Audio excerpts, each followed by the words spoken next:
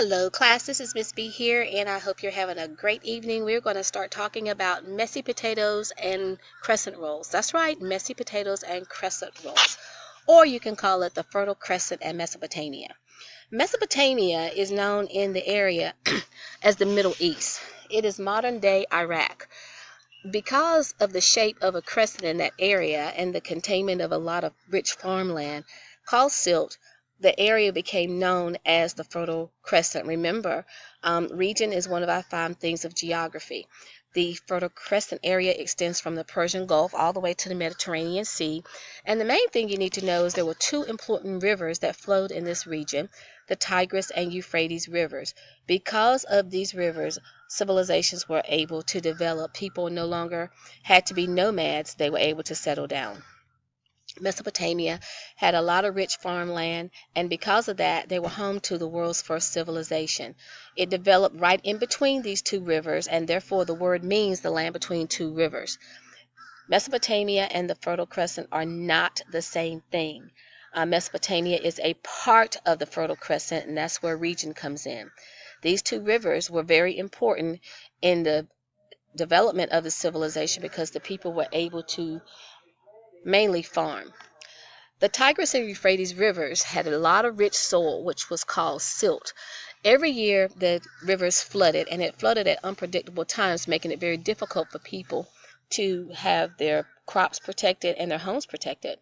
So because of that, when the flood was over, there was the very fine soil deposits that were great they found when using growing crops. So it's called silt. The people learned how to eventually control all the flooding by building dams and digging canals. The irrigation systems were developed because they had a little rainfall in that area. They did not get much rain, so they had to get away and figure out how to get the water from the river to the crops. So they developed an irrigation system, which simply means they were digging canals and figured out a way for the water to get in there. Because of this, people no longer just have to work on the farm. They can make cloth, they can make weapons, they can make tools, they can become daycare providers. Yeah, somebody had to watch over the children while the men were gone back in the day. So that's how this civilization developed. Sumer. Now, Sumer was a small region also located on the Tigris and Euphrates rivers, and the people who lived there were called Sumerians.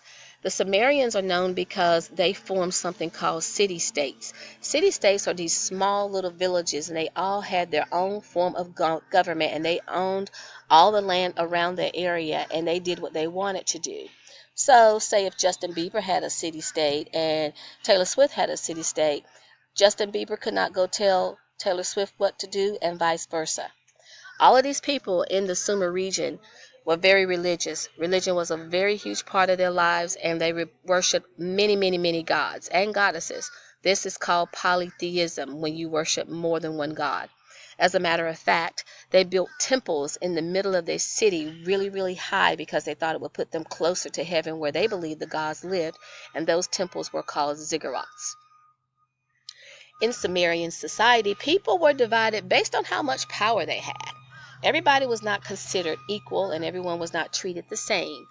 This system of ranking people based on their class is called social hierarchy. The people who had the most power were on the top, and of course you could see that was the priests or the kings, and the people who were considered the lower class citizens typically were the slaves.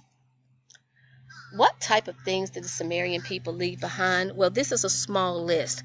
Writing first began in Sumerian, and the type of writing that they left was called cuneiform.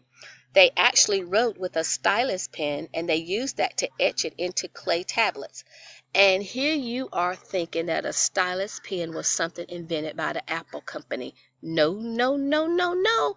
You can go all the way back to Mesopotamia to find that.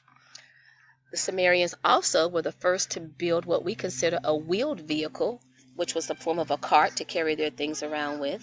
They invented the plow because when they were able to control the rivers and they were able to grow more food, they developed agriculture, and they were able to trade out with a lot of different people. So it was easier once they invented that plow to get those crops out more quickly. And you can thank them for all the math that you learned, because they're the ones who came up with the whole concept of a circle having 360 degrees, and they also came up with many, many other math applications.